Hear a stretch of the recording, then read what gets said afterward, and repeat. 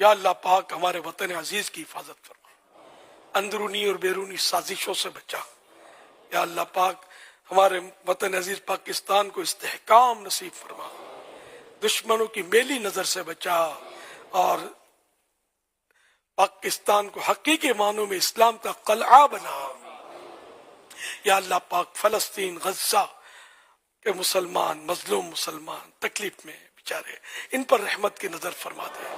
یا اللہ پاک عید کی خوشیاں ان کو بھی نصیب کر دے، ان بیچاروں پر رحم فرما دے۔ یا اللہ پاک ظالموں کے میلے منصوبے خاک میں مل جائے۔ یا اللہ پاک دنیا جہاں میں جہاں بھی مسلمان پریشان ہیں، ظلم سہ رہے ہیں، یا اللہ پاک سب پر رحمت کی نظر فرما، سب پر رحمت کی نظر فرما، سب پر رحمت کی نظر فرما۔ سب کا بھلا، سب کی خیر، اور ان کے صدقے میں ہم سب کا بھلا اور ہم سب کی بھی خیر۔